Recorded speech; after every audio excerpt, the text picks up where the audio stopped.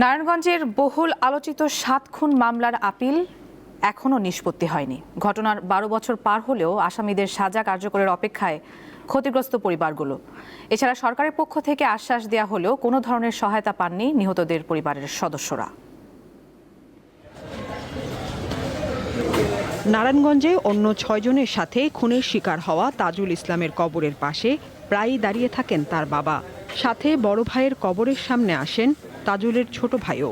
ঘটনার ১ যুগ পর এসেও পুত্র হত্যার বিচারের অপেক্ষায় অসহায় এক বাবা।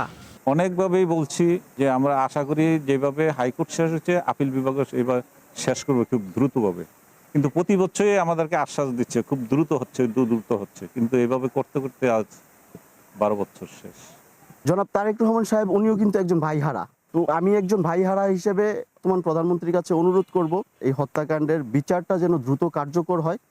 আইন শৃঙ্খলা বাহিনী এবং যারা অপরাধীরা এখনো আসামিরা ধরা পড়ে নাই তাদেরকে অ্যারেস্টের ব্যাপারে যেন পদক্ষেপ নেন। নিহতদের সব পরিবারের গল্প একই রকম। হতাশায় দিন কাটছে ৭ পরিবারের সদস্যদের। স্বজন হারানোর ব্যথায় কাতর তারা। ছবির অ্যালবামের ভাঁজে আজও নিহত নজরুলের স্মৃতি খুঁজছেন তার স্ত্রী। নিম্ন ও উচ্চ আদালতের রায়ে সন্তোষ প্রকাশ করলেও আপিল নিষ্পত্তি এবং রায় কার্যকর বিলম্ব হওয়ায় হতাশা প্রকাশ করেন মামলার বাদী। সরকারের উপরে নির্ভর করে ওনারা চাইলেই তো বিচারটা রায় সম্পূর্ণ হয়। তারপর আমরা প্রচন্ড ভয়ে ভীতিতে থাকি।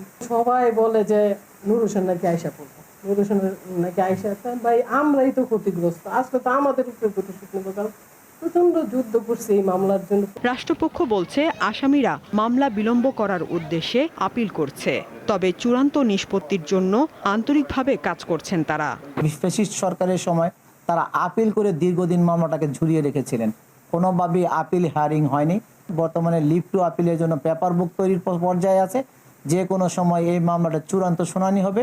২০১৪ সালে নারায়ণগঞ্জ সিটি কর্পোরেশনের প্যানেল মেয়র নজরুল ইসলাম আইনজীবী চন্দন সরকার সহ ৭ জন অপহরণের শিকার হন। ৩-৪ দিন পর শীতলক্ষ্যা নদীতে তাদের লাশ পাওয়া যায়। ৭ খুনের মামলায় ২০১৭ সালের ১৭ জানুয়ারি রায় দেয় নিম্ন আদালত। ২০১৭ সালের ২২ আগস্ট উচ্চ আদালতের রায়ে নূর হোসেন ও র্যাবের সাবেক ৩ কর্মকর্তা সহ ১৫ জনের মৃত্যুদণ্ড বহাল থাকে। এছাড়া ১১ জনের যাবজ্জীবন কারাদণ্ড এবং ৯ জনের বিভিন্ন মেয়াদে সাজা দেওয়া হয়। পরে আসামিদের পক্ষ থেকে হাইকোর্টের রায়ের বিরুদ্ধে আপিল করা হয়। সাদিয়া চৌধুরী, দীপ্ত বার্তাকক্ষ।